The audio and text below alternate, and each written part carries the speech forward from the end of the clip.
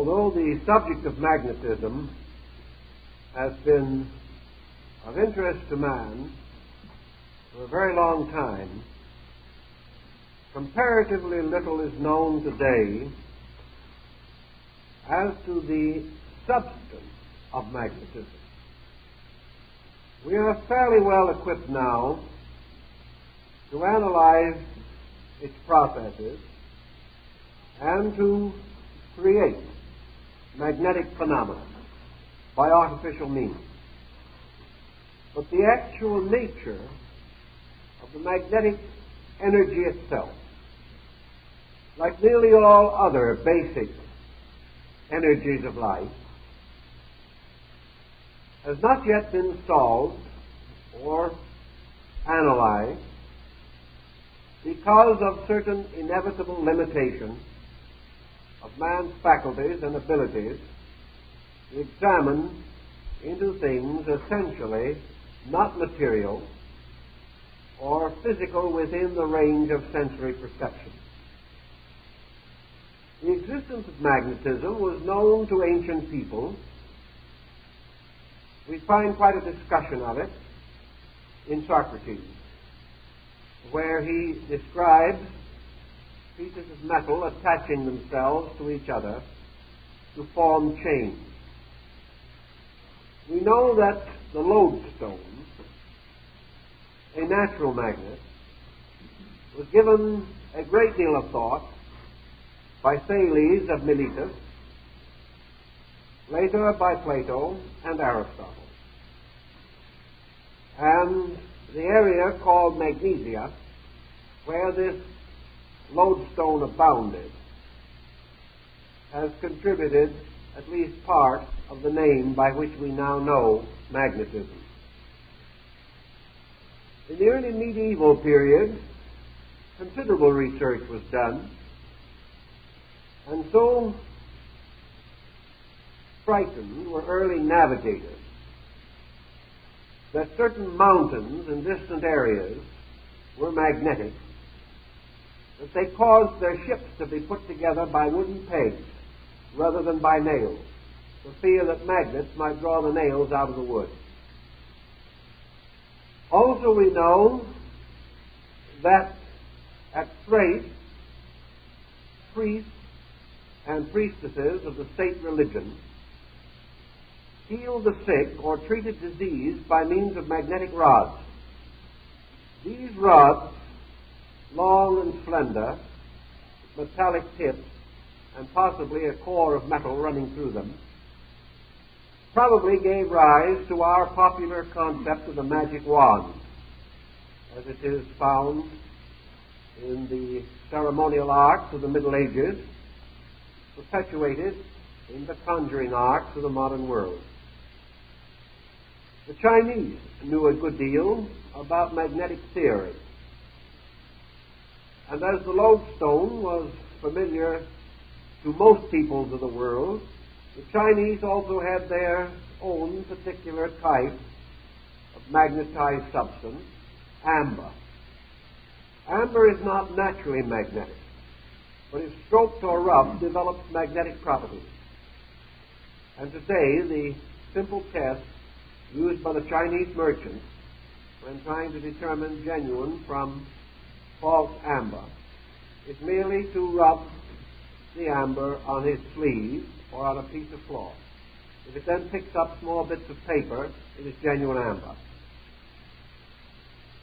Thus magnetism, representing an invisible drawing power, was recognized, and among ancient peoples it was customary to apply nearly all forms of knowledge to the human body in the effort to discover various treatments for those ailments from which mankind forever sickens.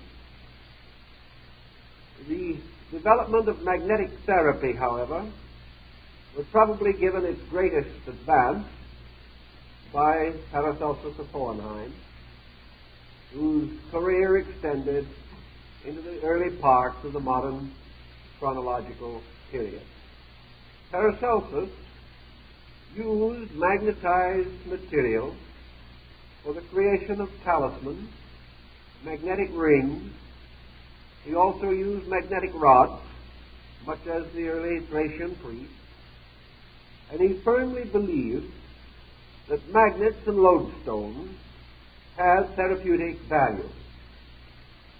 Of course, in all these early experiments, we are more or less on the horns of a dilemma. Certainly, these medications were used, and the reports about them were favorable.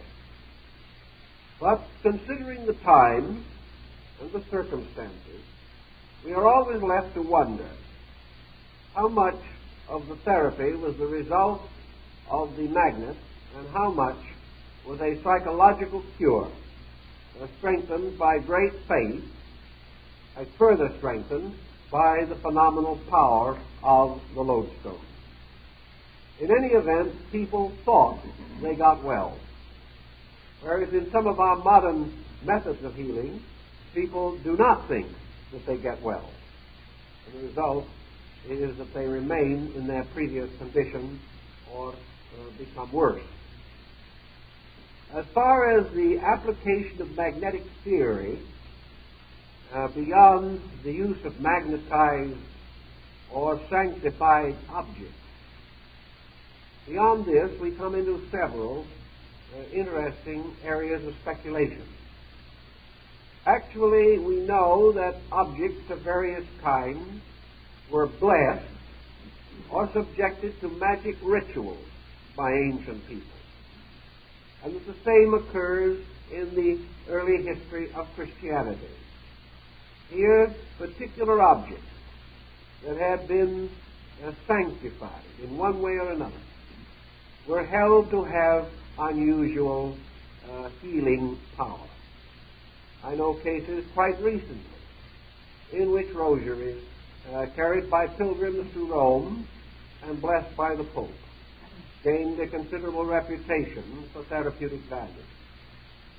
As we mentioned in an earlier discussion, the touchstones and touch coins of the kings of Europe also developed long and illustrious accounts of remedial effects resulting from faith or from some quality actually bestowed upon the object. We have no method at the present time of clearly determining the possibility of causing objects to be impregnated with some kind of an electric effluvium or force. However, psychometry, which has gained considerable influence in our thinking, particularly in the last 50 years, would seem to indicate that certain energies from the human body are received and accepted by inanimate objects and held by those objects over perhaps an indefinite period of time. This seems to be the only explanation for a wide variety of phenomena that have been described and reported not only among civilized people but among primitive people who would scarcely have had the ingenuity to invent so complete an account, merely from some passing superficial analysis. Thus we may assume for our moment, for this moment at least, that there is a possibility that some kind of a substance or essence is imparted to objects or belongings which may have some permanent effect. The dog, for example, apparently is able to follow the trail of a person by the peculiarly advanced sense of smell which the dog possesses. Yet it is almost beyond credibility that the dog is guided in the pursuit of a person over miles of territory simply by the sense of smell alone. It seems as though the animal must have certain other instincts by means of which it gains an awareness or is able to pick up some kind of emanation beyond that which is within the range of the sensory perception of human beings. Also, the peculiar habit that Thomas Edison noted of dogs howling on the occasion of death, which seemed to have some bearing upon this. The dog was not of the family of the person who passed on. Merely the dog was in the locality or vicinity. And immediately on the moment of death, the dog began to howl, although it might have been a mile or two away. This caused Edison to begin to suspect that there was some kind of a free energy in space which carried records of events and occurrences, or there were faculties in man capable of picking up various changes and modifications in the magnetic atmosphere. All of these possibilities center around the existence of some force, some radiation from a person which does have a lingering effect or continuance in the places where that person has been and among the objects that that person has once possessed. Primitive magic largely depends upon the magician securing some object which has belonged to the person to be involved in the magic or witchcraft. This possession forms a link. What kind of a link? The only possible link we can imagine is that some kind of energy is in this material, and that this energy is still associated with the person to whom that object once belonged, by what Paracelsus calls sympathy. This is the same type of thing that is recorded in the case of the amputated leg, which was buried and in a box in the cemetery. In nailing the lid on the box, a nail entered the amputated leg. The person who had lost the leg felt the pain of the nail for several months, although he was not near the place where the member had been buried. But when the nail was removed from the little box containing the removed member, the pain in the invisible leg of the patient ceased, thus seeming to indicate, again, some sympathetic connection between the individual and some part of his own body that had been removed surgically. All of this can only come to one general conclusion, namely that there is some kind of an invisible field of energy, of magnetism, as it was generally called, and that the person could use this energy in various ways to affect his life under certain conditions. Also, as Paracelsus pointed out, that the energy of one person could be communicated temporarily to another person in the form of a sort of invisible blood transfusion, a mysterious process of contributing energy. Energy is life. Energy is the basis of survival. And among the old Orthodox Jewish families of Europe, if some loved member of the family reached the gates of death, the other members gathered around the couch of the very ill person, and each one offered some part of his own life to extend the life of the loved one. There are mysterious reports of the fact that this sacrifice was wonderfully accepted, that the dying person recovered, but that the one who gave him this life had his own length of years correspondingly shortened. Such energy mysteries and legends and fables are too common to be completely ignored. Yet, frankly, the average person today does not know what to do with them, cannot put them together into any kind of an immediately rational pattern. Today, in our rather materialistic world, scientific men are loath to consider such problems as the medieval concepts of magnetism. As we continue, however, to explore primitive medicine, which has become quite a fad these days, and we continue to send expeditions to primitive people to learn their healing methods, it is quite possible that someday we will run across such a body of evidence supporting the idea of magnetic healing that we will be forced to recognize the need for a thorough investigation of the subject. In the meantime, we will try to put together some of the concepts that are now held by minority groups, individuals or small groups who have experimented with this field or have restored as far as they could ancient knowledge bearing upon the subject. If a magnetic element exists, it can be derived from a number of sources. First of all, magnetism may be a free energy in space itself. In other words, the universe has its own magnetic field. These magnetic fields are in certain relationship to the organized development of nature. If the magnetic force exists at all, and the lodestone would seem to leave no doubt, then this force is useful. This force does not exist primarily merely to stimulate the wonder and awe of man.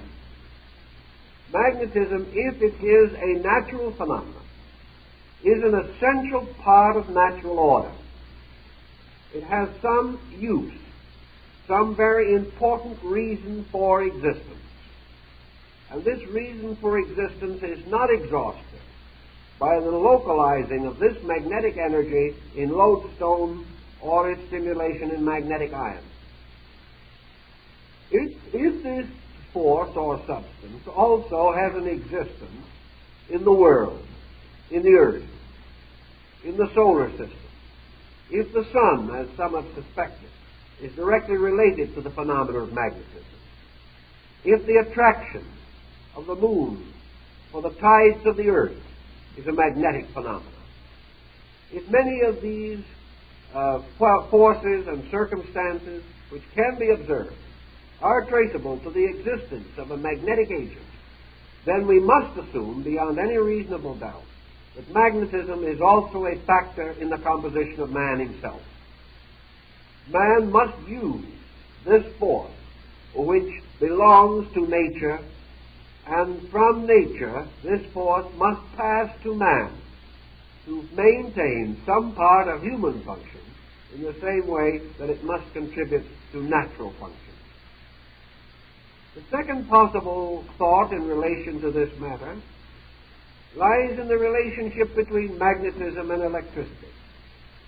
We know that the electrical agent also exists.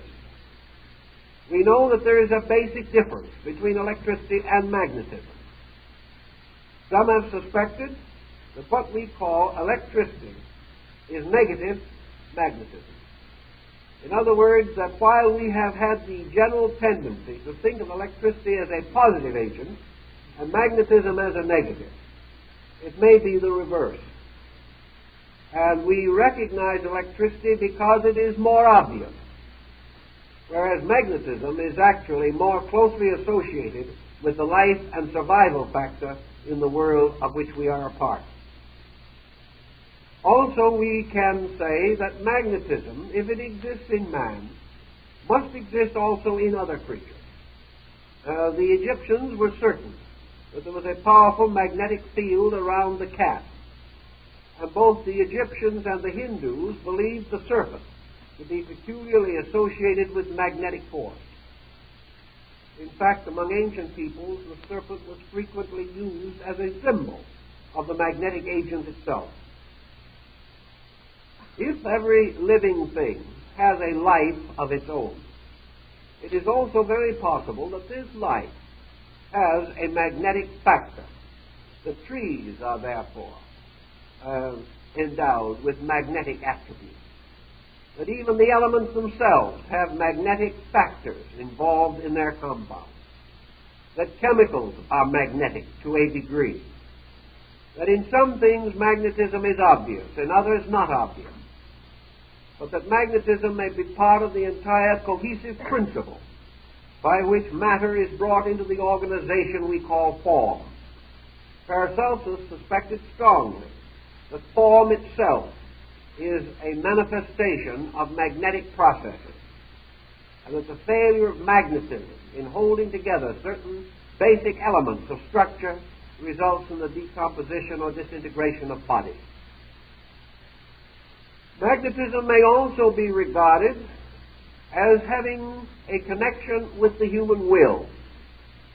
It is quite possible that man is capable of directing magnetic energy by the power of his own mind. This would be especially true of such magnetic currents as might exist within his own body. The person may therefore be capable of causing energy to move from himself, to reach out towards some other thing, to influence that thing, or to condition it in various ways, or to impart its own life to other forms in nature. The ancients assumed that this was possible, but they used rods or some physical connection by means of which the magnetism of the operator could be communicated to the subject or patient. The question now remains as to whether such magnetic connection is necessary. In our way of thinking today, it is not, and we are inclined to suspect that magnetic current can be determined or directed entirely by the will or the mind, and that energy can be propelled from us or from our own natures into space by intensity of thought, concentration, or meditation. Such thinking, of course, has always existed to some degree among Oriental peoples. Another possible source of magnetism, of course, will be magnetized substances, elements in nature which are peculiarly associated with this element, with this phenomenon. One interesting thing that I think we should bear in mind is the effect of magnetism on the atmosphere, and the atmosphere upon magnetic fields. This matter was explored some years ago in connection with earthquakes in Japan, where it was found that magnets were demagnetized a few seconds before an earthquake. This seemingly has other important suggestions for us. Shortly before an earthquake in South America, all the fish in streams and pools suddenly died. Just a matter of minutes almost before the earthquake, they began floating to the surface of the water dead. In another area, cattle that had been grazing in a certain locality suddenly broke into panic and fled the region. And within a very short time thereafter, the entire area of land which they had left broke off and fell into the sea. If they had remained there, they would all have died. As it was, no animal was on the area when it finally fell. Other examples will be the very notable effect of even small and minor earthquake shocks upon the hatching of eggs. An earthquake tremor so slight that it would not physically move anything except perhaps slight agitation will immediately kill eggs in an incubator. Yet, if you take hold of the corner of the incubator and shake it much more violently, it will not injure the eggs at all. There is something communicated directly by the magnetic force of the earthquake. Now, various opinions have been advanced as to the cause of such possible magnetic association with earthquakes. One has been that the magnetism is generated as a result of the land motion. In other words, an earthquake occurring over a fault, the motion slowly begins underground with tremendous resistance, and that this very slow but powerful resistance motion may create magnetism, as in the case of the Chinese rubbing the amber on his sleeve. This might be a fairly good answer if we were sure that the earthquake in question arose from this source, but we are not at all certain of that.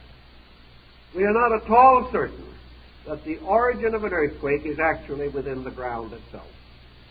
We are beginning to suspect now that the earthquake itself is a magnetic atmospheric phenomenon. and that there is a discharge of static electricity, a discharge which, striking a fault, causes motion.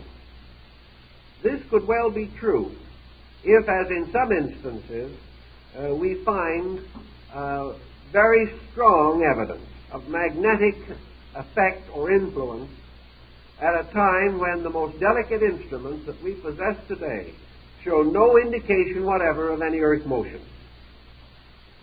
It was originally held that the motion produced the magnetism. But the magnetic reports of more recent years show that the magnetic disturbance precedes any possible record which we can make of motion of any part of the earth itself. This we also observe in another way in connection with many earthquake reports. And some of you probably have been through some earthquakes and will perhaps be able to bear witness to this. That shortly before an earthquake, most persons suffer from a slight nervous shock or agitation, very often striking the pit of the stomach. The individual feels a moment of nausea or feels a very definite sense of personal disturbance. He feels as though something is happening that he doesn't know about. It worries him. It becomes a definite sense of illness without any actual sickness necessarily following. In a few seconds after this rather peculiar nervous tension, the earthquake may be felt. But the research on earthquakes has already proved conclusively that there is a magnetic factor, and that this magnetic factor almost inevitably precedes the shock, sometimes by only a few seconds, sometimes by several minutes. This because we are able to classify it to some degree and to notice its effect, for example, on the hatching of eggs and things of that nature, must cause us to realize that there is an energy or a substance moving in the atmosphere which can have a direct and immediate effect upon life itself, as in the case of the eggs, or can cause concern, agitation, and panic among animals that certainly will not react to any ordinary psychological stress such as man knows. But these warnings or these magnetic disturbances affect temperament, affect the individual.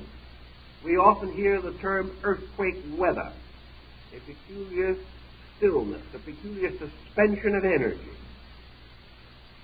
We are beginning to take more interest in this type of problem since the development of the atomic bomb and the various developments therefrom, because we are now experiencing the possibility that disturbances of the atmosphere enveloping the planet may very directly affect all life on the planet and can, if sufficiently pronounced, endanger the life of creatures inhabiting a planet.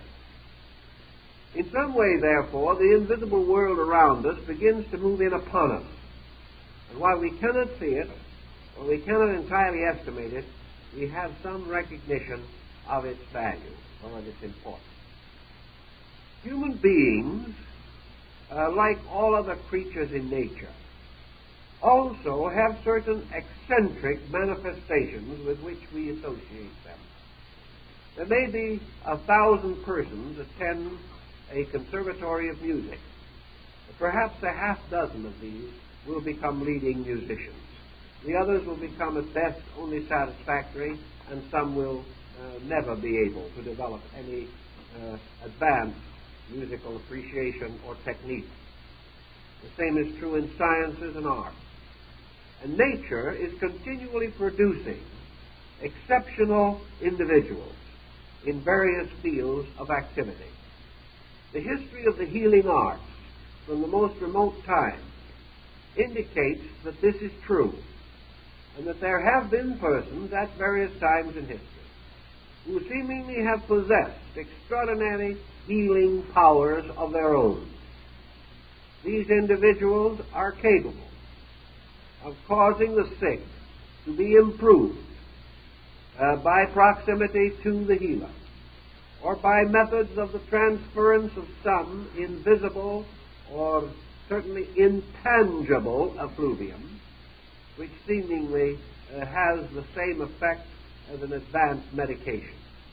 The use of electrotherapy, the use of electricity and magnetic factors in the diagnosing of disease, such examples have already become reasonably familiar.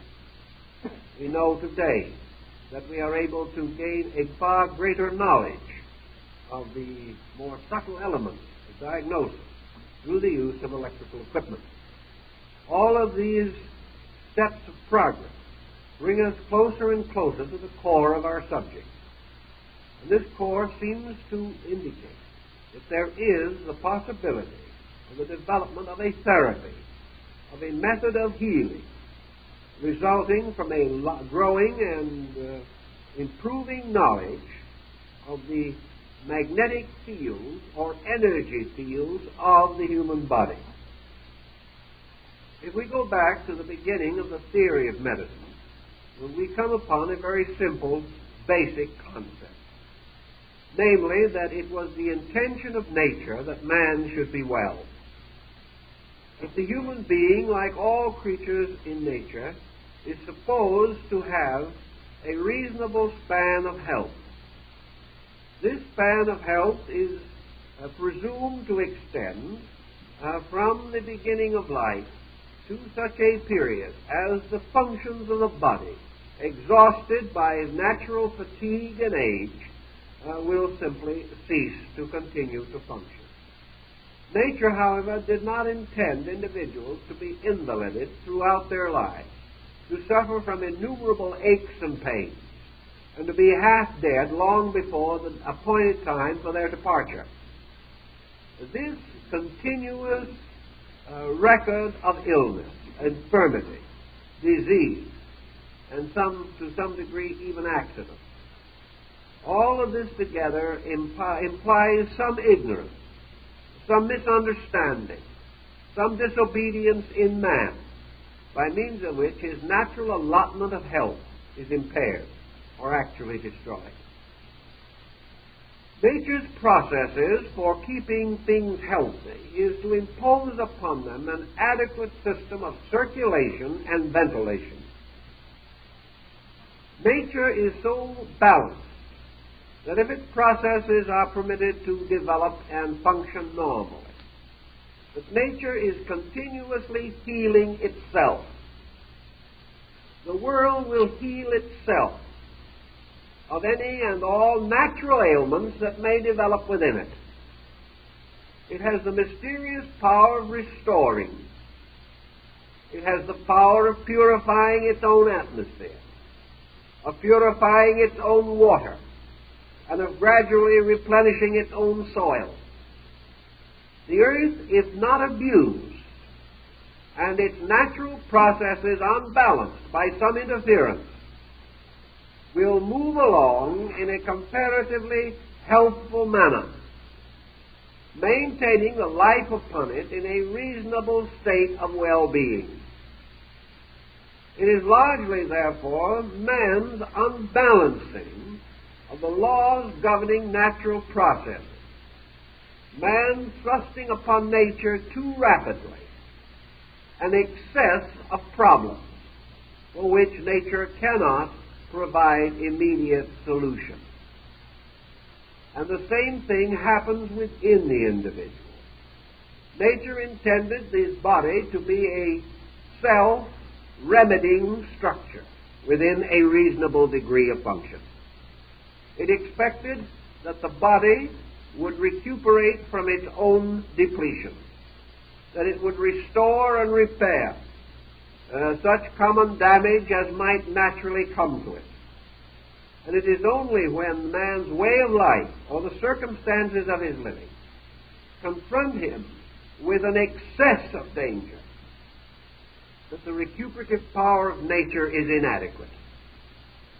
So the purpose of nature's construction in the beginning was that all things should have the remedy for their ills within themselves. And what we know as therapy in general arose from man's artificial attitudes toward life, and the fact that through neglect or through ignorance or excess, the individual passed beyond the condition in which his own structure could remedy its defects. Nearly always this condition is reached through intemperance, or through the breaking of the common rules of health, which nature has given us to understand by way of the intuitive and instinctual faculties of our own consciousness.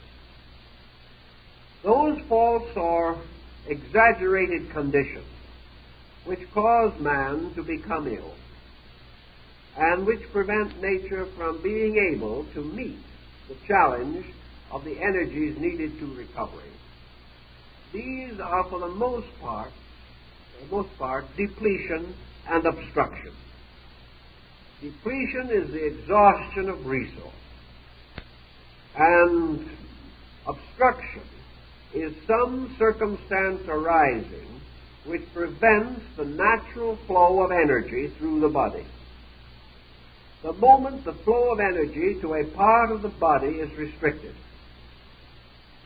particularly by some serious obstruction, the area not permitted to enjoy proper circulation begins to decline, and in the case of the human body, infection set in, and if the condition is not remedied, the individual will die. Obstructions, wherever they occur, challenge means to remove obstruction. Depletion, wherever it exists, challenges us to find methods of replenishment.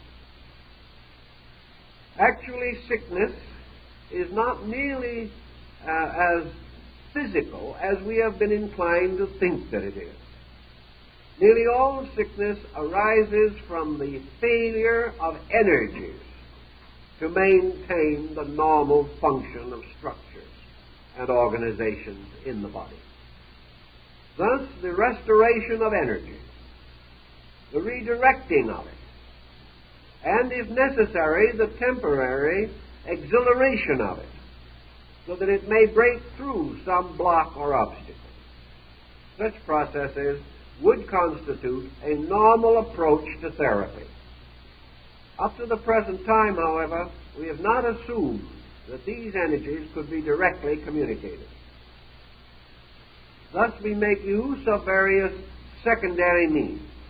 Nutrition, particularly under the vitamin-mineral theory, is intended to assist us to get the use of nutritional factors more rapidly for the increase of energy or the maintenance of vitality. This has developed largely due to the adulteration of the foods which normally should provide energy. And there is still a moot question as to whether artificial energy through medication can be regarded as an adequate substitute for natural nutrition. We know that food grown on exhausted soil, soil impoverished of minerals, and probably impoverished of energy, cannot supply to us that energy which it does not possess. Through the adulteration and over-refinement of food, we also find a diminishing of vital nutritional content, sometimes practically the total loss thereof. So that while the food may apparently nourish the body, it fails to sustain the magnetic fields, which are important to the total function of man. Now, Paracelsus was of the opinion that the primary function of minerals in the body is to hold and direct magnetism. Therefore, that what we take into the body in the form of minute amounts of mineral and metal, these form the magnets, by means of which energy is drawn from free space and is held. Therefore, the depletion of certain poles in the human body makes it difficult for man to hold on to or attract energy. The old parallel of the radio is again as good, perhaps, as we can use. The radio program is somewhere in free air. The individual has a radio set to be used for the reception of this program. What happens? If this radio set is inadequate, out of order, or out of attunement, the radio reception is imperfect and inadequate. As a result, the program, though it exists in space, just as neat and perfect as ever, simply cannot be recorded in the inadequate or broken instrument. In the same way, although the energy necessary to nutrition is everywhere, it cannot be held unless the instrument to receive it is capable of tuning it in and capable of holding and distributing it. We have long held that most nutrition originates finally in solar energy, and that therefore what we call vitality is conditioned sun energy. We are now suspicious, however, that the problem is a little larger, that not only the sun, but many other parts of space and many other rays and energy fields affect man, pouring in upon him in a variety of ways, so that he is actually swimming continuously in a sea of complex energy. Man, however, does not need to worry about drowning in this ocean any more than the individual with a proper radio set need to fear that 100 programs will deluge him at once. He has the proper means of tuning in what he needs. Those forms of energy which he cannot consciously use may still serve him through the unconscious functions of certain parts of his body. Other energies not for him and not suitable to his kind of life, but necessary to some other form of life, simply make no record in his nature, but go on to fulfill their original purposes. Thus man, by creating polarities within his own nature, is constantly attracting to himself that energy which he needs for life. If he is unable to so attract this energy, then he is depleted, devitalized, or unable to function. Devitalization through exhaustion, depletion, also has a tendency to cause obstruction. Obstruction may simply result from the gradual loss of activity in an area. When this activity is reduced below a certain level, it gradually results in the setting in of a crystallized state. And in this crystallized state, obstruction in the form of crystallization begins to prevent the proper flow of such energy as is available. By degrees, therefore, the body becomes crystallized. It no longer serves as the immediate channel for energy. It no longer distributes energy properly through nervous and arterial and venous circulation. It no longer is sustained adequately by the energy which can reach it, or the struggle of the function is not equal to the opposition of circumstances, and gradually the body sickens. Thus, the therapy, as Paracelsus pointed it out, in your field of energy, lies in reaching behind the physical situation as it exists, and to discover a means whereby the available energies can be brought into direct relationship with those structures which need them for survival. Paracelsus also held a series of other thoughts, one or two of which I think might be timely at this moment. The first is, we have always held the attitude that in magnetic healing, the energy from the healer moving to the patient resulted gradually in a depletion of energy in the healer. This has been observed, and I think there is no question but that the constant association with the sick has proved to be exhausting, not only to the magnetic healer, but to the physician in general. The sick, in other words, have a tendency to vampirize the well, to live upon such energies as they can find, not necessarily by any intention to do so, but for the reason that sickness becomes a negative situation, a low-pressure area into which energy flows. This can also occur through very long and close association between the young and the aged. The older person struggling for survival may unconsciously or unintentionally draw energy from the young, in whom this energy appears to be superabundant, and it would appear that such as they lose might never even be missed. But the tendency to borrow energy, to take it on from whatever source it can be gathered from, has also been generally observed.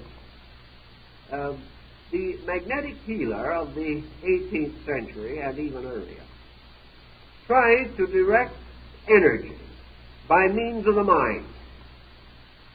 He used his own will as a method or an instrument to impel energy.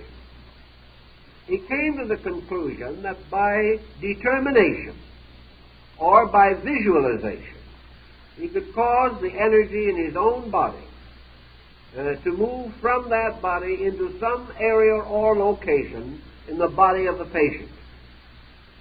Thus he would will his own energy to turn and become a curative agent in the structure of someone else. He might add to this willing the definite action of attempting to create a polarization with the patient, as in the religious form of healing by the laying on of hands, or by some direct contact, such as placing his hand a very short distance over the affected area of the patient's body and visualizing the motion of energy from his own body into that of the patient.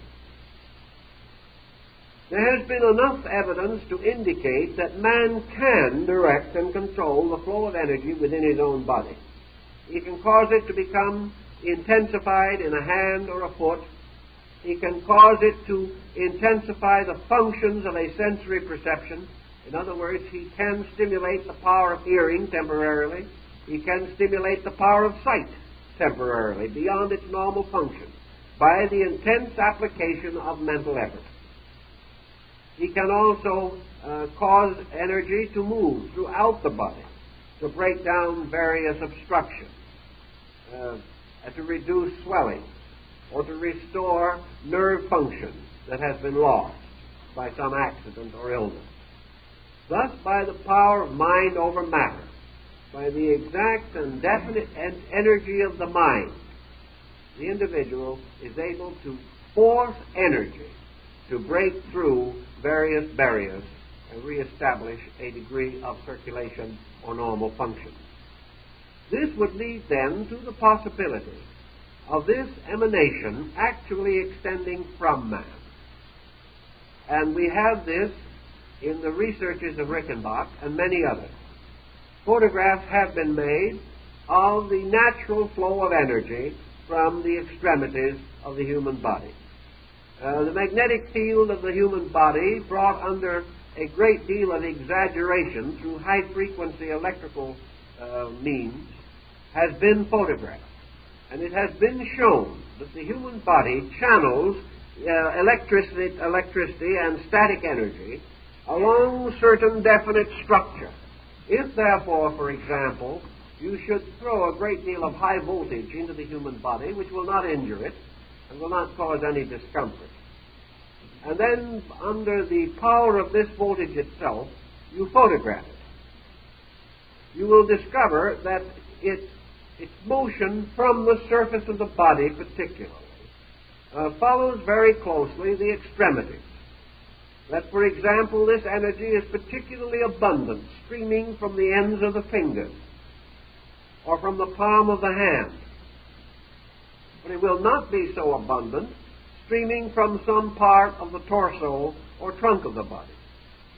The energy has a tendency, therefore, to move along the circulation system and to escape from the body in the hands or feet, or sometimes in the head.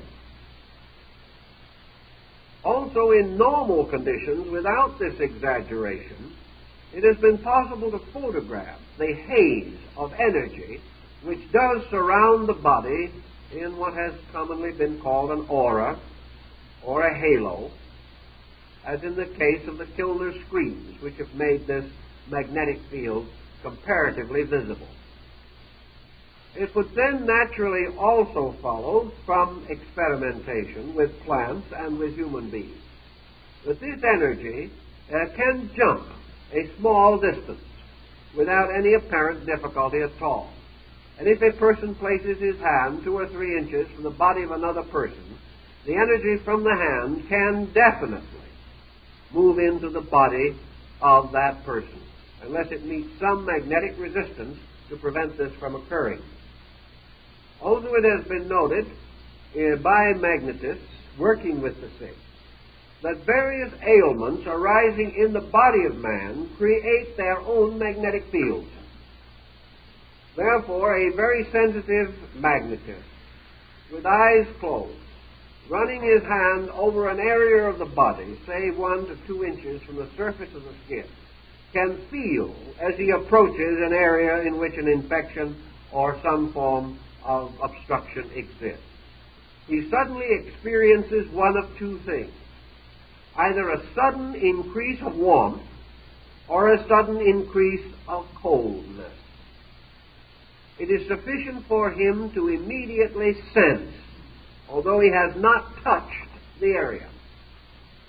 Apparently, the coldness is most likely to be present where function has been obstructed, or a process of disintegration has set in.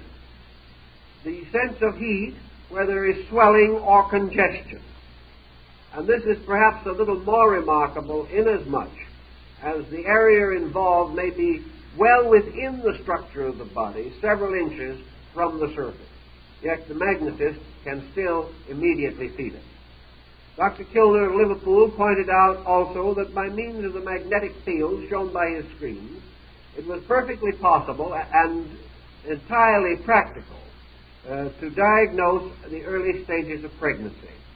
He was able to discover pregnancy far before any other test known was able to distinguish it, simply because of the immediate change in the direction of magnetic currents in the body.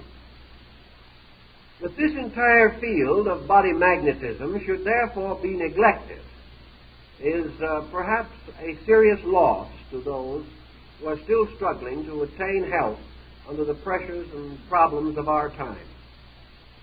Magnetism, however, we also realize has other values or factors involved. And that regardless of all other equations, magnetism is affected by the mind, by the emotions, can be controlled by them, or can be very seriously injured by them. It is very possible, therefore, that what we call the magnetic field is essentially the link between the psyche and the body and the source of a very large amount of psychosomatic phenomena. There must be a bridge by which mind and matter are brought together.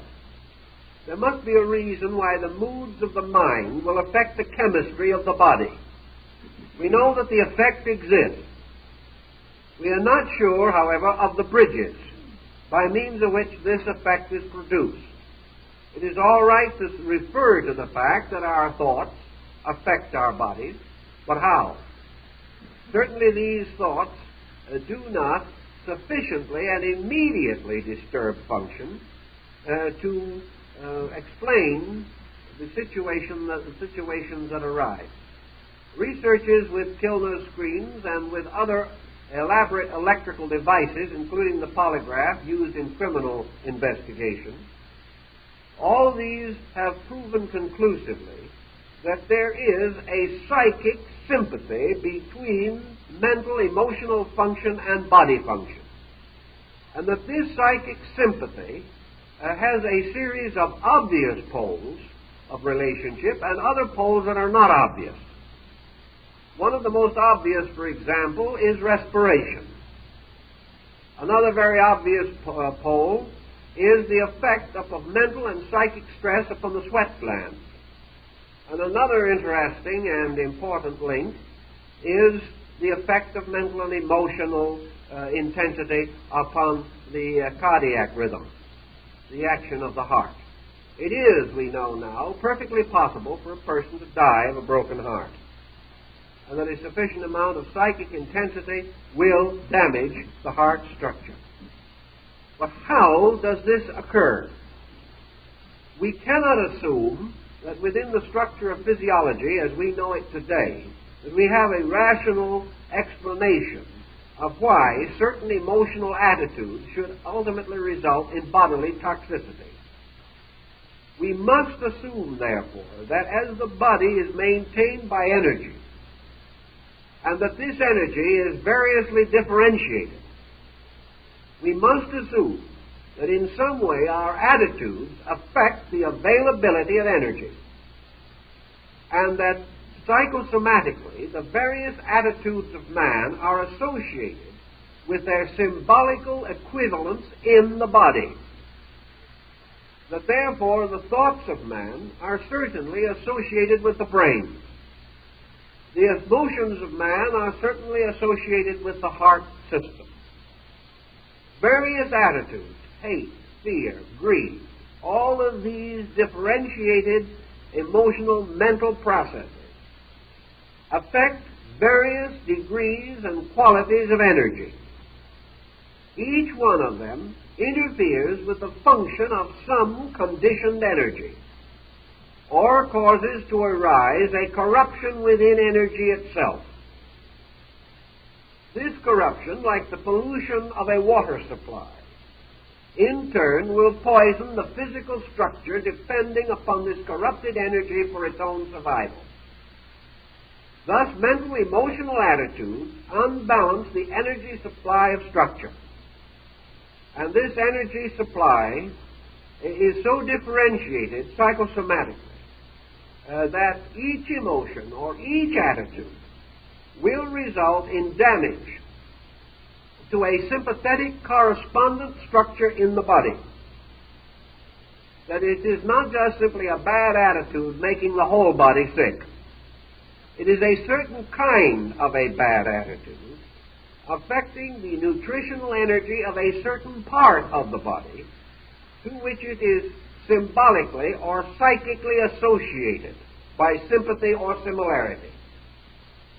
This goes back to your old Pythagorean theory, but it has never been disproved, although it has been ignored for a long time.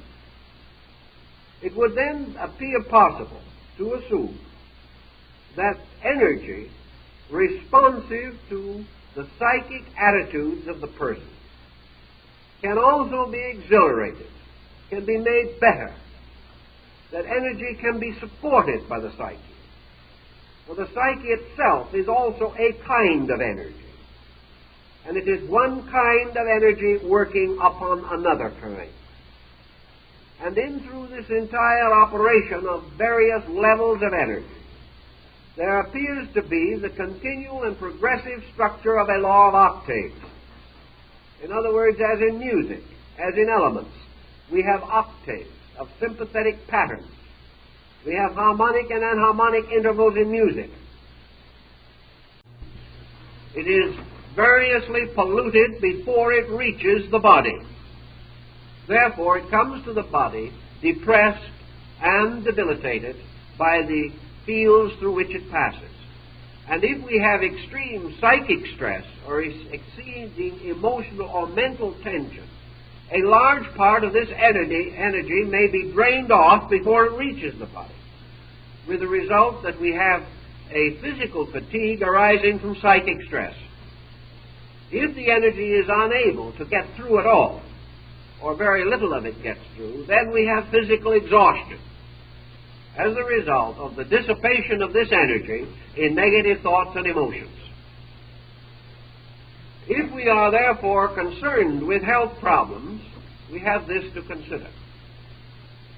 We also realize that, as in the Indian philosophies and in Zen and in a great many other rather deep systems which have been developed through the ages, among the American Indian medicine priests, this point was also rather clearly given to us, that actually the focusing of energy in the medicine priest or in the meditating mystic or in the Zen monk, that this focusing of energy and the directing of this energy does not result in exhaustion. The exhaustion arises from the fact that the individual is pushing from his own energy supply alone. If he is pushing with that part of energy which is already locked in him, the supply is limited. But if instead of pushing he relaxes and permits universal energy to move through him, the supply is limitless. And he is in no danger of psychic fatigue as the result of the process. Opens himself and permits energy to move unobstructed through his own nature. He finds that a torrent of universal life can flow through him, and yet he will not be exhausted because he is not working with his own limited supply. If he is able to be quiet, if he is able to be still, if he is able to relax, he forms his best relationship with energy. He releases gradually the obstructions in the body also, because tension is the beginning of obstruction in the majority of instances. Tension depresses function. Tension injures digestion, assimilation, and excretion. And where these are interfered with, trouble is almost certain to follow. The majority of individuals begin to die first in the intestinal tract, and then it spreads. The same thing means that the individual in trouble nearly always has to center his attention upon the freeing of the body from the tension that prevents proper elimination of waste. If he is able to clear this area, nature will probably be able to take care of the rest. It is to prevent the building up of poison. Tension builds up poison. Tension can be trouble with others, or it can simply be trouble with ourselves. It can frequently also be merely involvement. That kind of twisting, turning, involved, knotted, snarled type of mind, which is unable to simplify its own processes and has never been able to arrive at the simple fact that 2 and 2 makes 4 without an argument. This kind of mind wastes its own energy and locks itself against the very life which it needs for proper function. Thus, negative habits of emotion and thought do interfere with the distribution of energy through the magnetic field. We have often been asked about things like blood transfusions and infusions and things of this nature, as to how legitimate they are and what they actually mean. It is the sworn duty of the son of Asclepius to preserve life if he can. Therefore, in many instances, there are probabilities that infusion or transfusion may be valuable. It is again a battle of energies. But the energy in the blood, which is used for a transfusion, is separated from its source of life. Therefore, it must come under the magnetic field of the individual into whose body it is introduced. There is a little battle here, and gradually the living organism takes control and imposes its own magnetic field upon the material brought in by transfusion.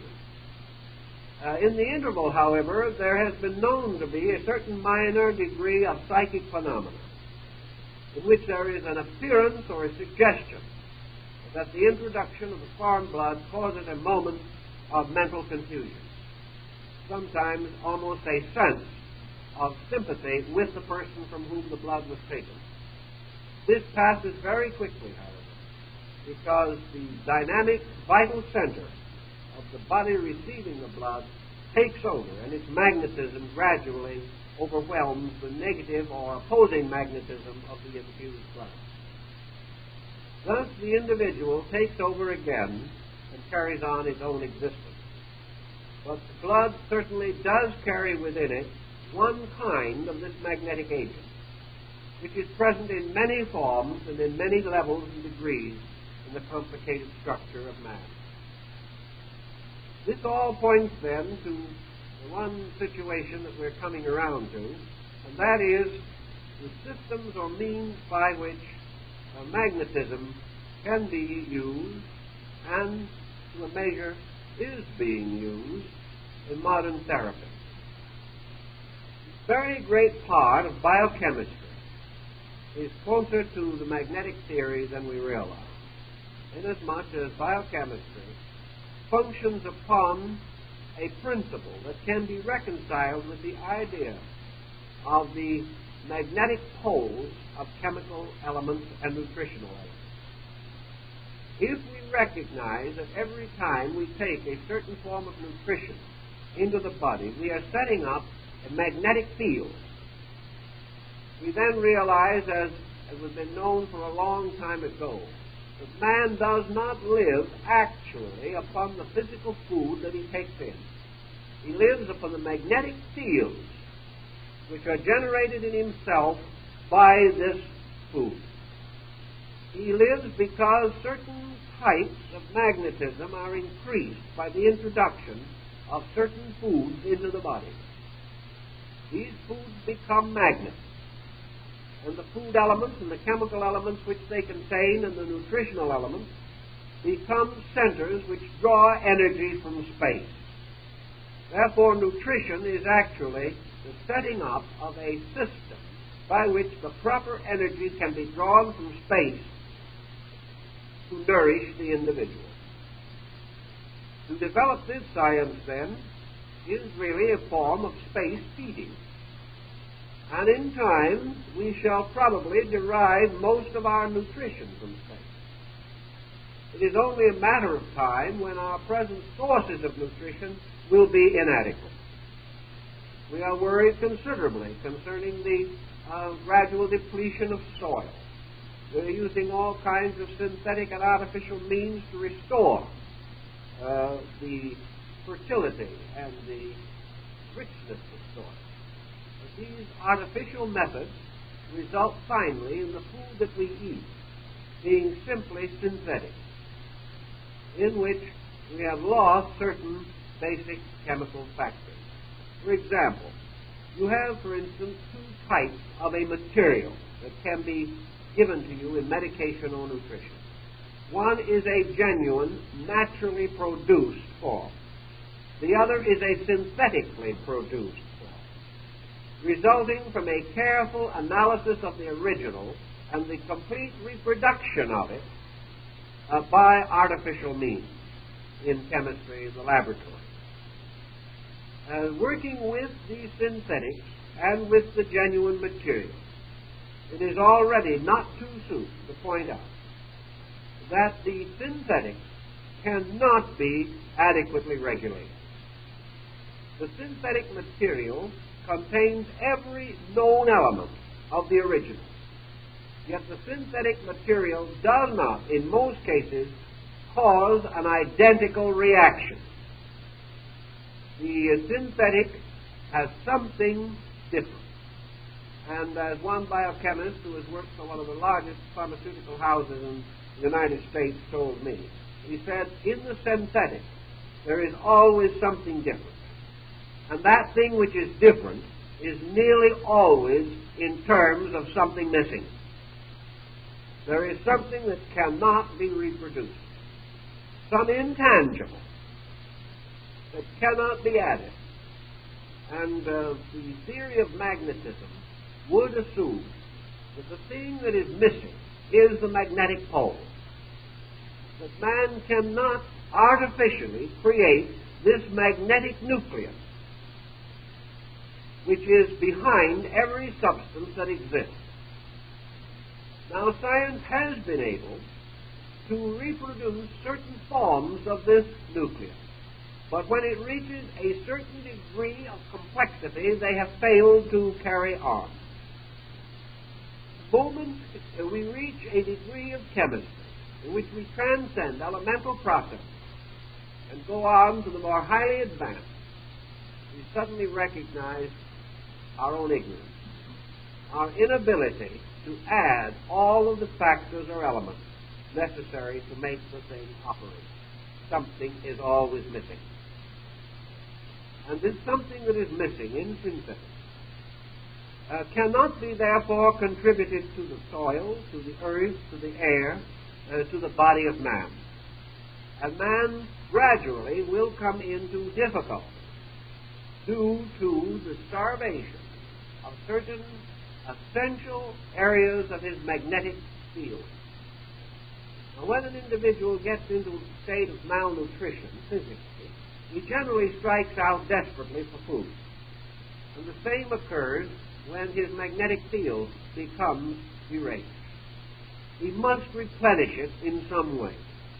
He strikes out to find the necessary media. And out of this, as it becomes a more generally accepted experience, must come the restoration of a study of pure magnetism, a restoration of man's recognition that he is dealing with an abstract and an intangible, but something exceedingly real and necessary to him. The depletion of the body and its magnetic pole brings man again into the presence of his religious experience. He finds himself, for example, perhaps, locked in a very bad situation relating to health. He is locked, probably, at least to a measure, by habit mechanism. He is locked by a complex which he is unable to escape. Now, this complex may not be any different from what it appears to be in the lives of other people, but certain persons react in one way and certain in another way. And in any particular instance, a complex situation, mental or emotional, can produce extraordinary physical complications. Thus, the person, locked psychically, locked magnetically, begins to reveal the physical symptoms of psychosomatic ailment, similar to the causes which are operating in his own life. We might wish to assume that these causes do not operate, but they do. And we may be the best intentioned individuals in the world. We're trying so desperately hard to be wonderful about everything. But at the same time, with all our wonderfulness, we are still pretty nasty about some things. And we have a long time getting over it. We may be so sincere and devout that it looks as though we're just about ready for heaven. But we've never been able to control a gossiping tongue. We've never been free from prejudice. We still flare into jealousy. And we're fine until something goes wrong, and then we're not fine anymore. We simply cannot control these things. And because we cannot control them, we are always punishing the magnetic background of our physical existence. If, therefore, through a religious experience, through a tremendous sense of spiritual exaltation, we are able to send a flash of consciousness, like Bamy's mystical lightning bolt, through our entire psychic life, shattering these negative thoughts, suddenly making a grand acceptance of faith over fear, suddenly resolve with everything that we have to determine a better way of life and live it. And sustained by a tremendous devotion, we may achieve a considerable part of it. In so doing, we may also gain a very rapid recovery from some physical ailment that has beset us. And various shrines of healing all bear witness to the tremendous power of deep personal conviction as a means of altering the magnetic field. One other way in which the field is nearly always bettered is by relaxation through contemplation.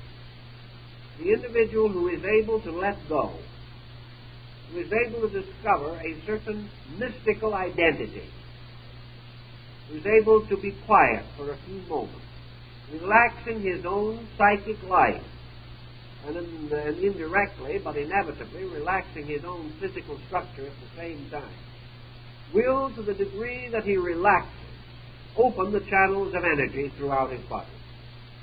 Thus, in the complete relaxation, he comes the nearest to the complete elements of proper function. the individual is most likely to function adequately in a state of relaxation. This does not necessarily mean that he will be most physically active. That is not the problem. It means, however, that the body and all of its structures will be most adequately nourished. And when the time for action comes, he will have the natural reserve of energy for action that nature intended him to have. He will not be forced to act from depletion, which is the case in so many modern individuals. Thus, by relaxation away from tension, emotional, physical, and mental, he accomplishes the adjustment of the magnetic field. And you will perceive in the magnetic experiment that the directions of these currents change, that the intensities of their vibrations change, that they also have a certain chromatic scale, and this likewise changes. And there have yet to be a number of experiments showing the relationship between magnetism and sound, and that it is perfectly possible to hear the changes of magnetic energy by means of delicately constructed instruments. You can hear sickness and health. You can actually listen to the remonstrances of a peptic ulcer. You can listen to the aggravation of an overtaxed liver. You can also listen to that music of the spheres, by means of which there comes a healing to all these diseased and injured parts of ourselves. We will ultimately discover that every vibratory instrument that we know can be used to create a sympathetic reaction to the magnetic field. And that magnetism being the most intimately associated with vibration, that vibration becomes the means of influencing. And by changing its own vibratory poles, we are able to change its effects upon our bodies and our lives. Here is another possible field of therapy for our consideration. Another type of therapy that is gradually developing along magnetic lines to at least a partial degree is the study of psychosomatic dream patterns. We will ultimately find that there is a strong relationship between magnetism and dream form. Magnetism is the subtle stuff that dreams are made of. Magnetism is the material of so volatile a substance that it can be instantly molded and shapen. Thus, in order for a dream to be perceived, even by partially awake inner faculties of vision, it must have some organic structure in consciousness. For example, we know that certain types of dreams can be associated with physical distress. We know that the person with indigestion may have a certain type of dream. We know the body which has been adversely affected by narcotics will be subject to certain hallucinations. Also, we are fully aware of the delirium tremens that accompany advanced alcoholism. The various narcotic drugs will produce illusions and delusions. Toxin will produce illusion and delusion. And there seems to be every reason to believe that your magnetic field is the secret of these phantoms which arise as a result of man's mental and emotional energies forming symbols in the magnetic field. If we are able to carry this further, we shall then perceive why dreams can be diagnostic and prognostic. We realize how they can reflect or interpret man's mental and emotional existence, and how they can tell of secrets most deeply locked within himself. All this is possible because the dream represents like the strange snowflake pictures created by frost on glass. They represent energy moving within the magnetic field of the individual.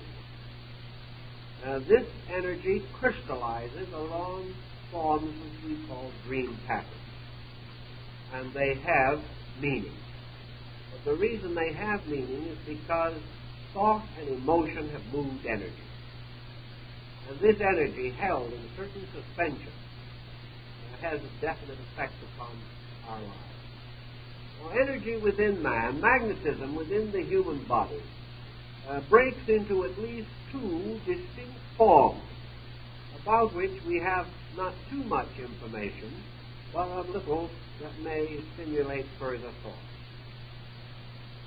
thought. Magnetic energy either moves or radiates. Therefore, we have forms of magnetic energy which are in constant motion. By this motion we mean that the vibratory units are not only vibrating, but they are moving in relationship to each other, like water falling in drops over itself.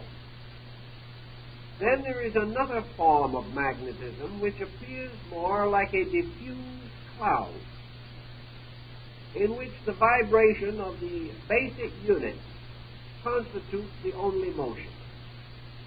This type of magnetism does not flow, it ideates. It is a permeating material that sort of drenches things in itself. It becomes a kind of invisible or intangible atmosphere which can be taken in with breath, which sort of like a cloud or a fog envelops things. This type of energy is comparatively stationary in the body. Paracelsus describes this type of magnetic field as the kind which can be cut with a sharp instrument. And it is because of the danger to this etheric magnetism that when a wound heals, the scar remains, because the scar is in the magnetic field, and that will not get well. It can be covered by plastic surgery, but if it is so concealed, any instrument or person capable of measuring the energy field will still see the scar. It's only its visible part has been obstructed, but beneath the corrected or beneath the area of the plastic surgery, the original scar is still visible. Thus, this form of the energy remains constant.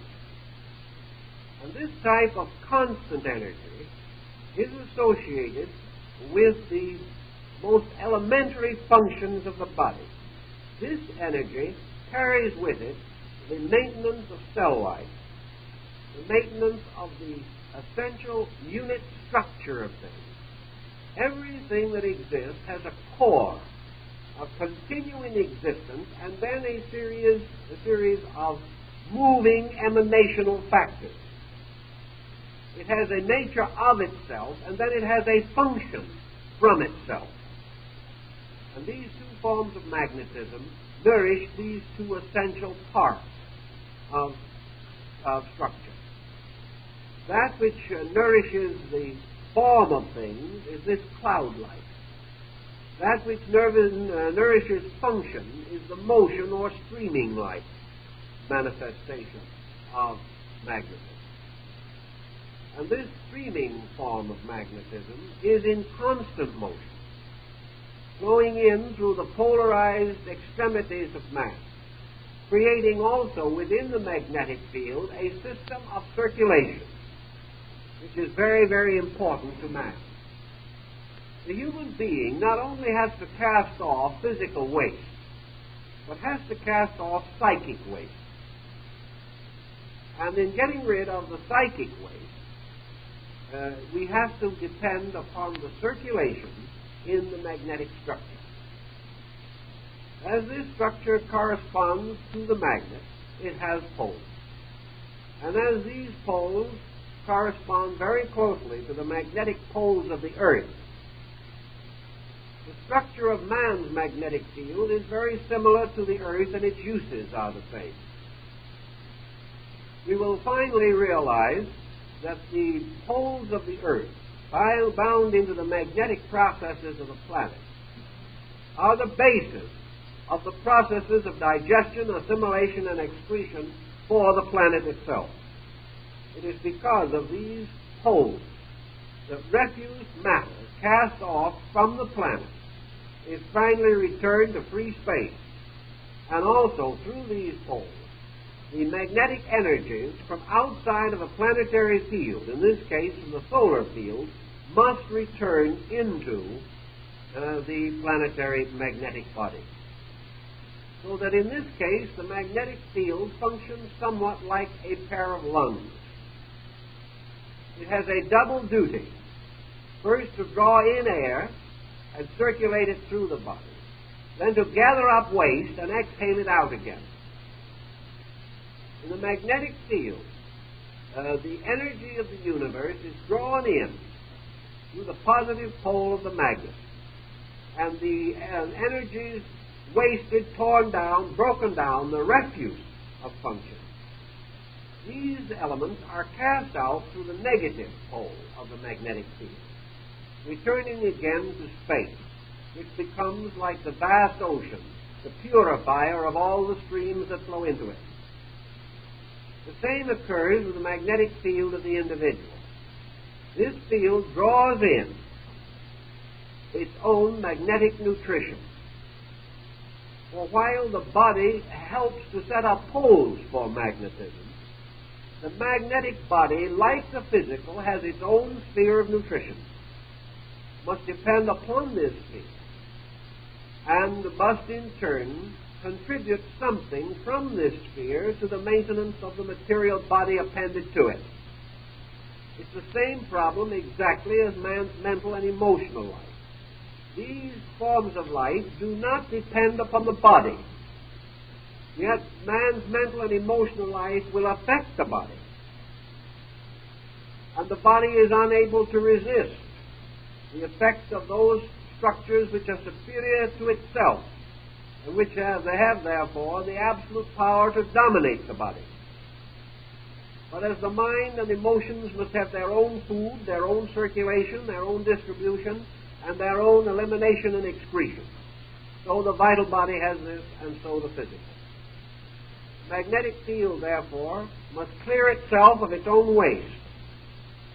It must, to a degree, support its own nature and the nature of the physical body, and it must form the bridge by means of which the psychic nature communicates with the physical body. For each body or structure that exists not for itself alone, but serves as an instrument between two other bodies, or two other natures. Even as man is not as an instrument complete. For while the human being as a totality has a life of its own, man has also another destiny. That is, he must serve as a mediator between the universe of rational and reasonable principles and the material world in which he lives. Therefore, through man, reason, wisdom, and understanding must be released upon the planet which he inhabits. He is therefore a bridge between an invisible principle and a material world. And energy is the same.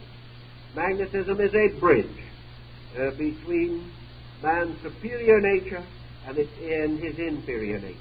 But this bridge is alive, having a nature, quality, and destiny of its own, although it is at present involved in the composite constitution of man.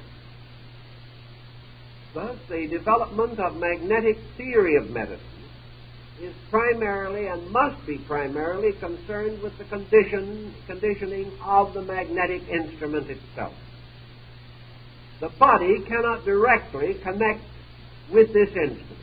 The body of man cannot, of its own will and purpose, affect the magnetic field. The only way it can influence the magnetic field is through the mental and emotional power, which is superior to body and also superior to electrical energy. Thus we will say that a bad habit of the body cannot affect the magnetic field, but the bad habit of the mind, which caused the bad habit of the body, can affect the magnetic field, because the mental habit is higher and more positive than the magnetism. The mind and emotions, being superior to energy, are able to control it. Therefore, any mistake in the psychic life will affect the energy field, but a mistake in the body will not. The only way in which the mistake in the body can affect the magnetic field is by a physical accident or the loss of a member.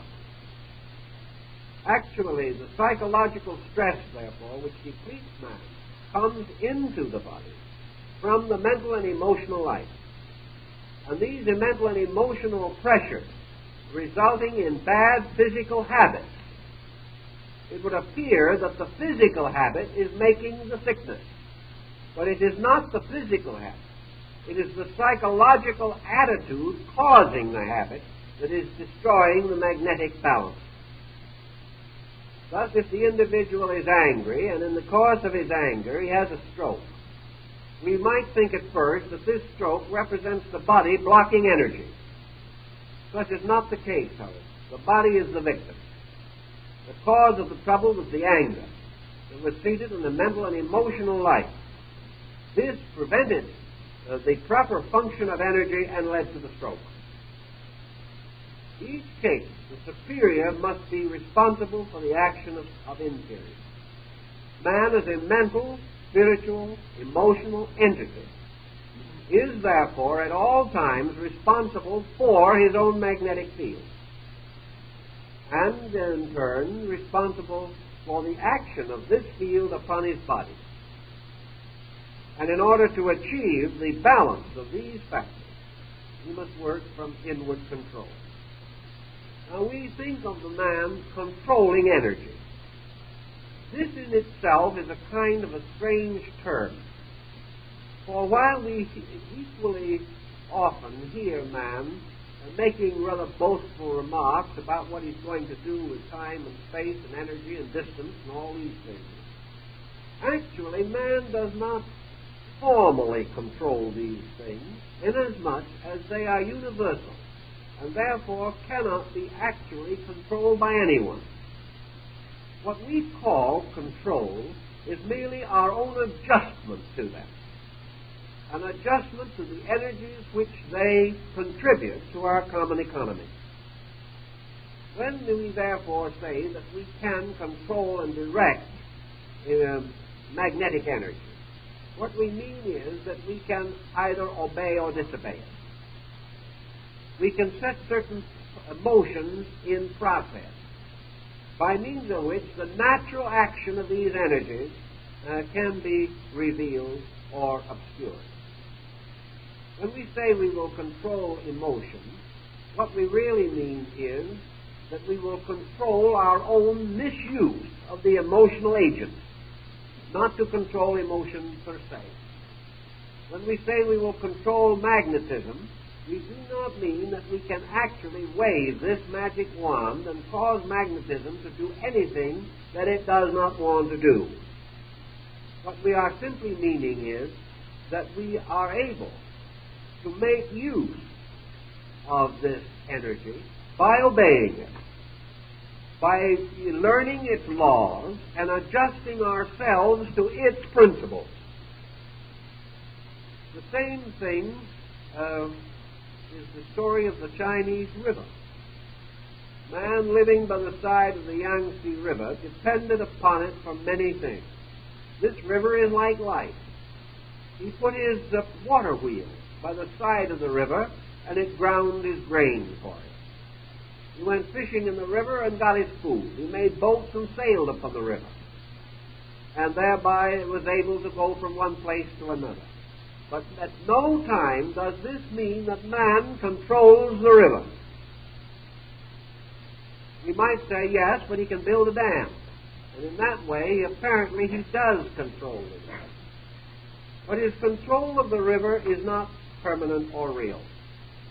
One by one, the dams are broken by the river.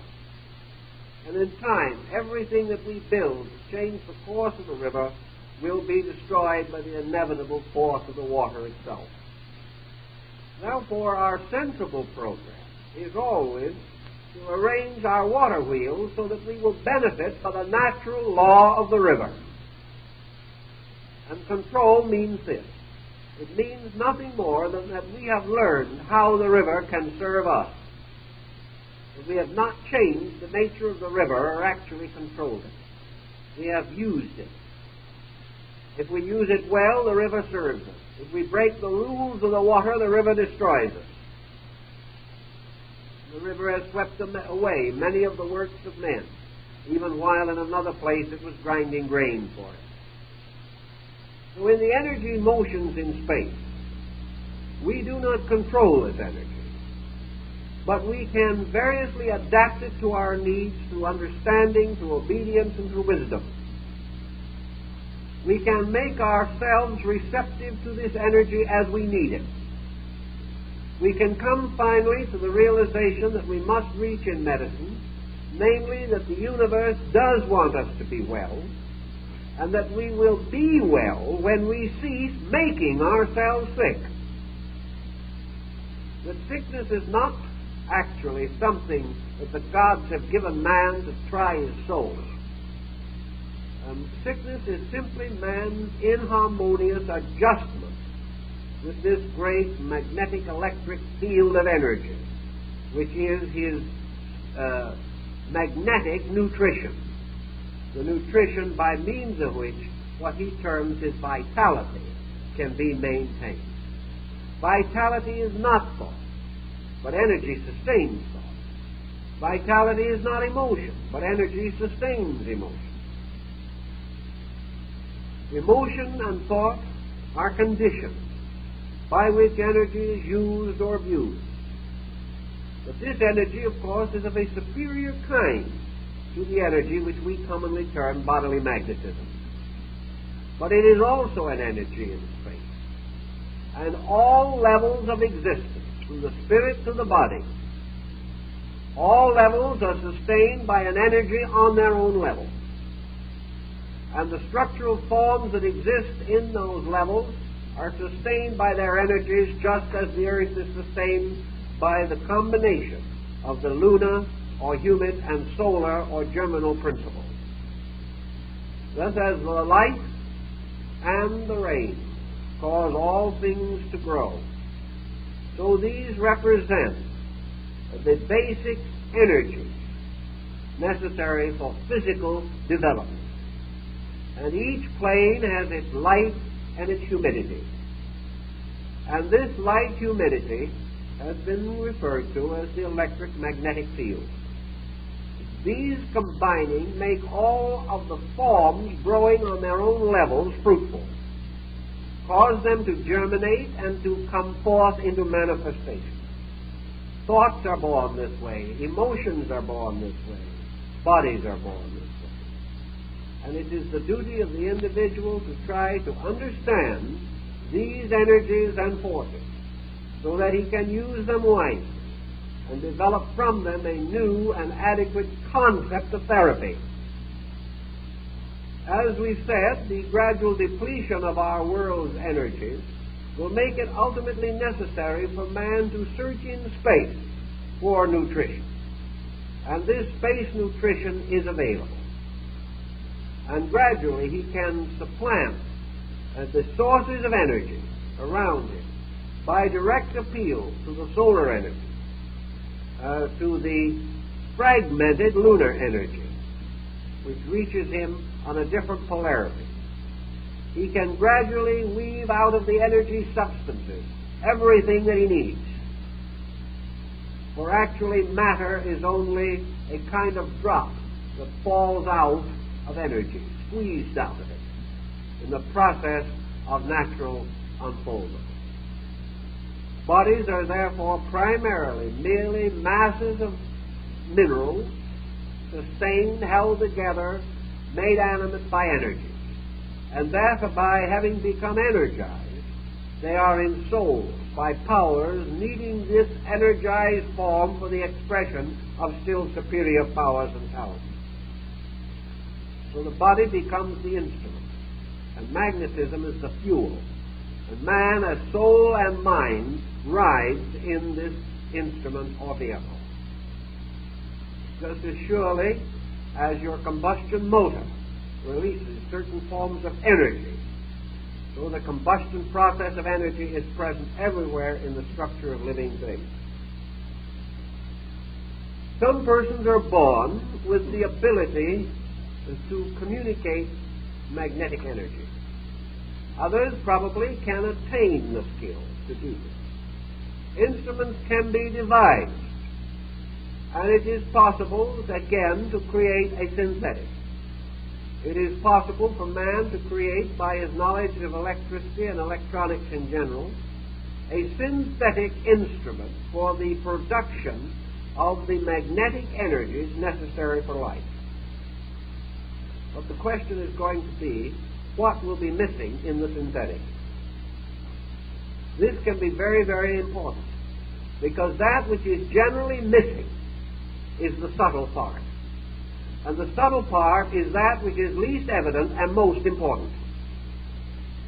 Now, in the concept of the creation of a magnetic field by artificial means, by a synthetic, what might be the element most likely to be missing?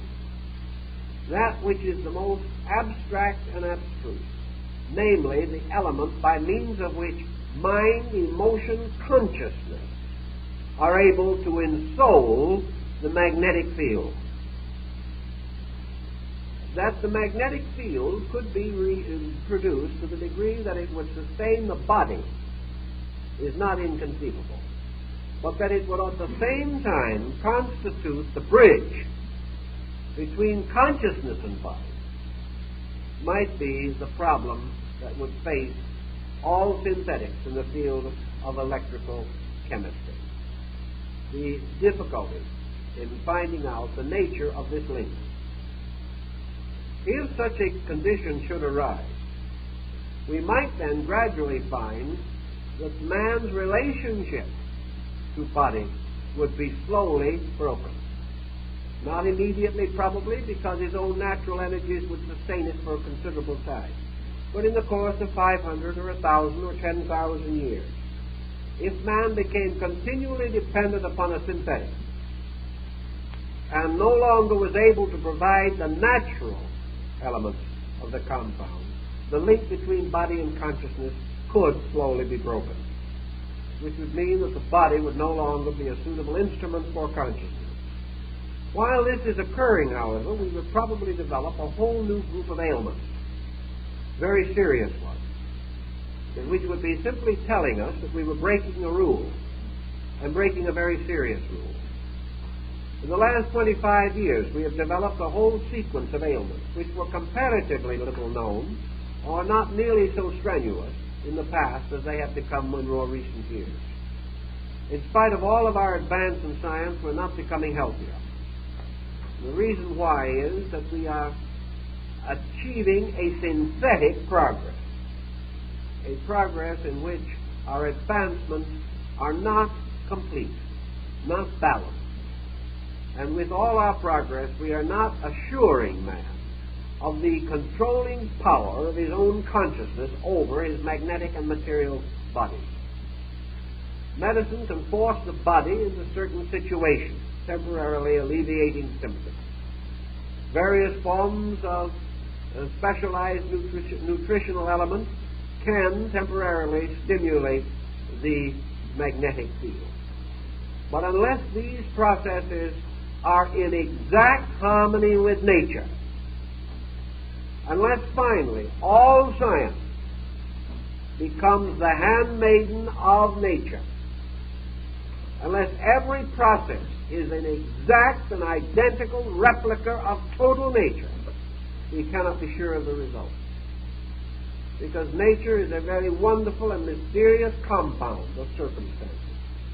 And man is a product of the involving processes of countless laws, many of which he knows nothing about. Consequently, it is always dangerous, as man's various developments cause him to move away from nature.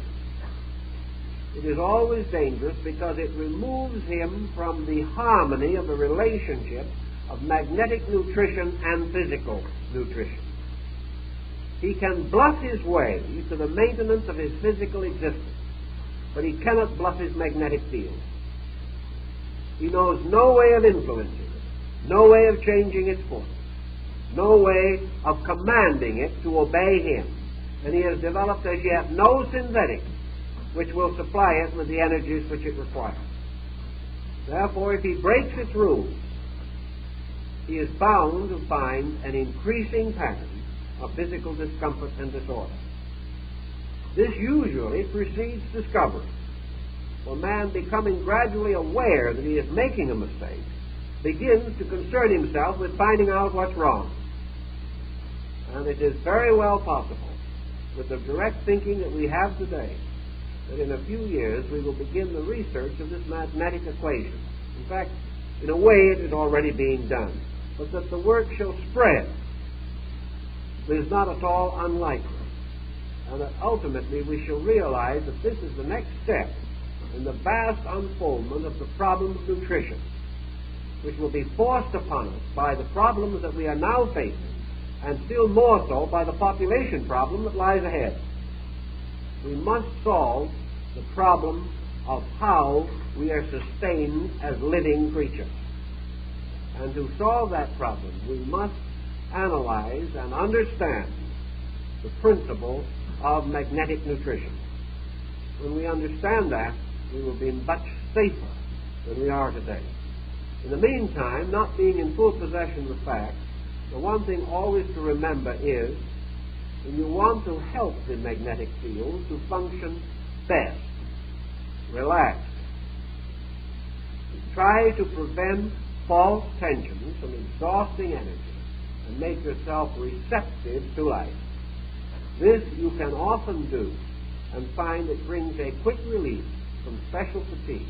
In fact, that is one of the secrets of sleep, but it is also involved in man being able to live every day in a relaxed rather than a tense state.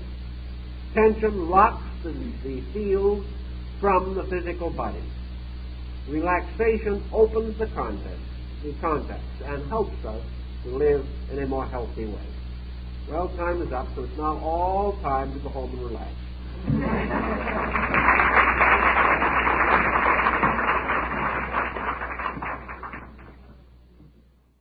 Such energy mysteries and legends and fables are too common to be completely ignored. Yet, frankly, the average person today does not know what to do with them, cannot put them together into any kind of an immediately rational pattern. Today, in our rather materialistic world, scientific men are loath to consider such problems as the medieval concepts of magnetism. As we continue, however, to explore primitive medicine, which has become quite a fad these days, and we continue to send expeditions to primitive people to learn their healing methods, it is quite possible that someday we will run across such a body of evidence supporting the idea of magnetic healing that we will be forced to recognize the need for a thorough investigation of the subject. In the meantime, we will try to put together some of the concepts that are now held by minority groups, individuals or small groups who have experimented with this field or have restored as far as they could ancient knowledge bearing upon the subject. If a magnetic element exists, it can be derived from a number of sources. First of all, magnetism may be a free energy in space itself. In other words, the universe has its own magnetic field. These magnetic fields are in certain relationship to the organized development of nature. If the magnetic force exists at all, and the lodestone would seem to leave no doubt, then this force is useful. This force does not exist primarily merely to stimulate the wonder and awe of man. Magnetism, if it is a natural phenomenon, is an essential part of natural order. It has some use, some very important reason for existence. And this reason for existence is not exhaustive, by the localizing of this magnetic energy in lodestone or its stimulation in magnetic iron. If this force or substance also has an existence in the world, in the earth, in the solar system, if the sun, as some have suspected, is directly related to the phenomena of magnetism, if the attraction of the moon or the tides of the earth is a magnetic phenomenon, if many of these forces and circumstances which can be observed are traceable to the existence of a magnetic agent, then we must assume beyond any reasonable doubt that magnetism is also a factor in the composition of man himself. Man must use this force which belongs to nature, and from nature this force must pass to man to maintain some part of human function in the same way that it must contribute to natural function. The second possible thought in relation to this matter, events and occurrences, or there were faculties in man capable of picking up various changes and modifications in the magnetic atmosphere.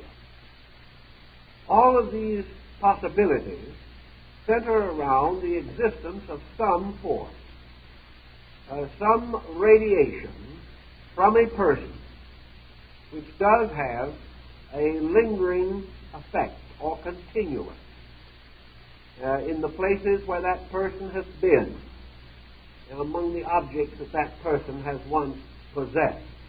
Primitive magic largely depends upon the magician securing some object which has belonged to the person to be involved in the magic or witchcraft. This possession forms a link. What kind of a link? The only possible link we can imagine is that some kind of energy is in this material, and that this energy is still associated with the person to whom that object once belonged, by what Paracelsus calls sympathy.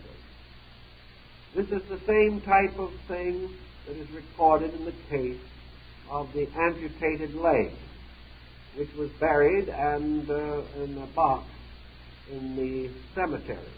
In nailing the lid on the box, a nail entered the amputated leg. The person who had lost the leg felt the pain of the nail for several months, although he was not near the place where the member had been buried. But when the nail was removed from the little box containing the removed member, the pain in the invisible leg of the patient ceased, thus seeming to indicate, again, some sympathetic connection between the individual and some part of his own body that had been removed surgically. All of this can only come to one general conclusion, namely that there is some kind of an invisible field of energy, of magnetism, as it was generally called, and that the person could use this energy in various ways to affect his life under certain conditions. Also, as Paracelsus pointed out, that the energy of one person could be communicated temporarily to another person in the form of a sort of invisible blood transfusion, a mysterious process of contributing energy. Energy is life. Energy is the basis of survival. And among the old Orthodox Jewish families of Europe, if some loved member of the family reached the gates of death, the other members gathered around the couch of the very ill person, and each one offered some part of his own life to extend the life of the loved one. There are mysterious reports of the fact that this sacrifice was wonderfully accepted, that the dying person recovered, but that the one who gave him this life had his own length of years correspondingly shortened.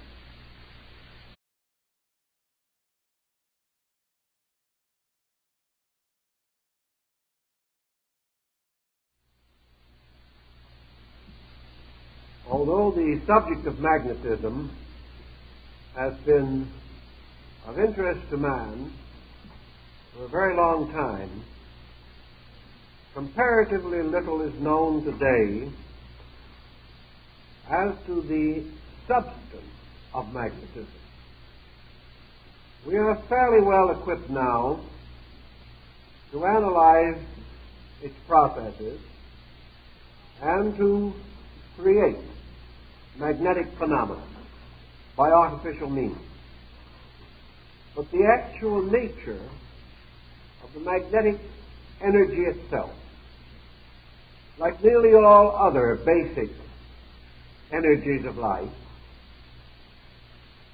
has not yet been solved or analyzed because of certain inevitable limitations of man's faculties and abilities to examine into things essentially not material or physical within the range of sensory perception. The existence of magnetism was known to ancient people. We find quite a discussion of it in Socrates, where he describes pieces of metal attaching themselves to each other to form chains. We know that the lodestone, a natural magnet, was given a great deal of thought by Thales of Miletus, later by Plato and Aristotle. And the area called Magnesia, where this lodestone abounded, has contributed at least part of the name by which we now know magnetism. In the early medieval period, considerable research was done, and so frightened were early navigators that certain mountains in distant areas were magnetic, that they caused their ships to be put together by wooden pegs rather than by nails, for fear that magnets might draw the nails out of the wood. Also we know that at Thrace, priests and priestesses of the state religion healed the sick or treated disease by means of magnetic rods.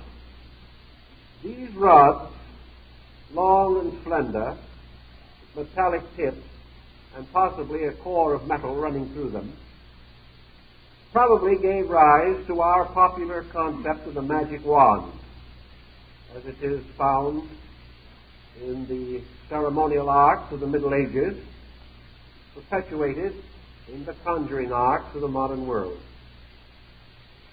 The Chinese knew a good deal about magnetic theory, and as the lodestone was familiar in which rosaries carried by pilgrims to Rome and blessed by the Pope gained a considerable reputation for therapeutic value.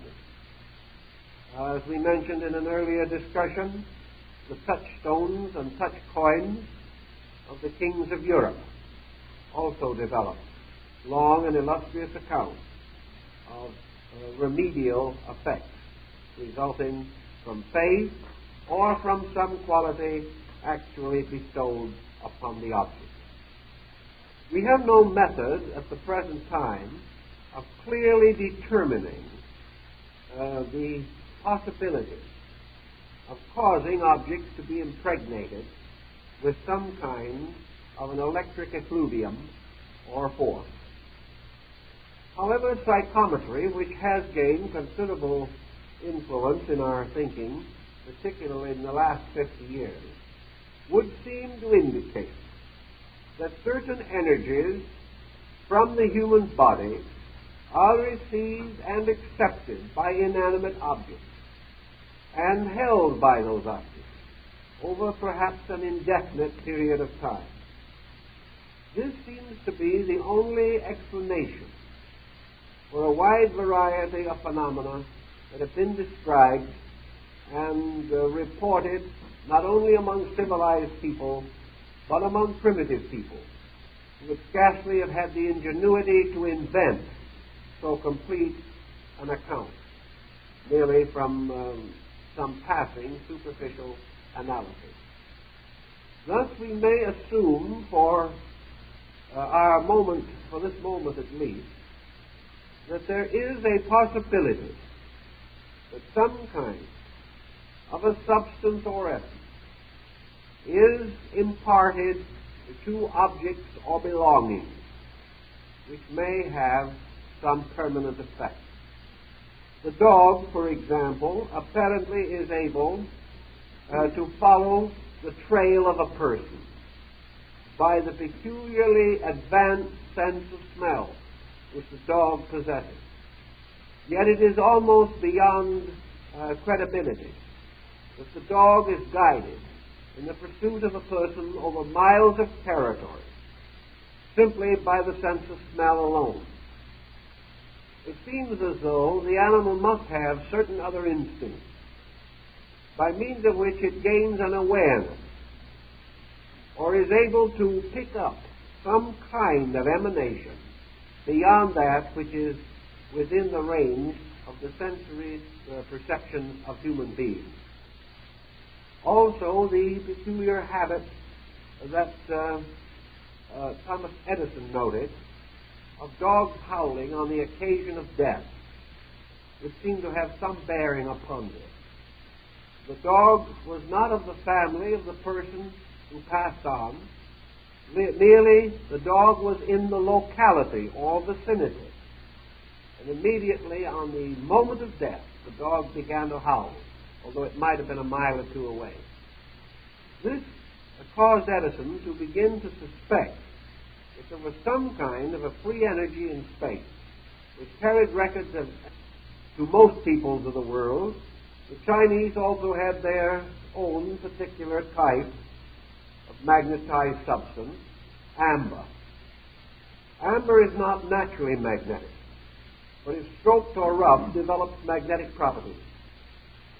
And today, the simple test used by the Chinese merchants when trying to determine genuine from false amber is merely to rub the amber on his sleeve or on a piece of cloth.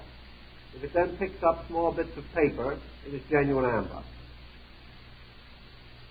Thus, magnetism, representing an invisible drawing power, was recognized, and among ancient peoples it was customary to apply nearly all forms of knowledge to the human body in the effort to discover various treatments for those ailments from which mankind forever sickens. The development of magnetic therapy, however, was probably given its greatest advance by Paracelsus of Hohenheim, whose career extended into the early parts of the modern chronological period.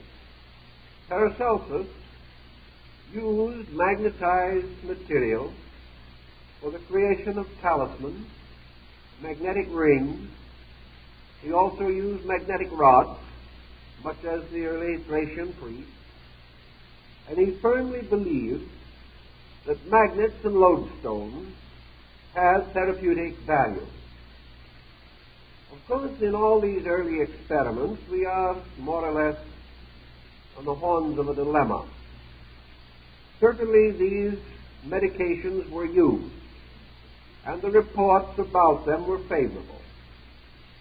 But considering the times and the circumstances, we are always left to wonder how much of the therapy was the result of the magnet and how much was a psychological cure strengthened by great faith and further strengthened by the phenomenal power of the lodestone.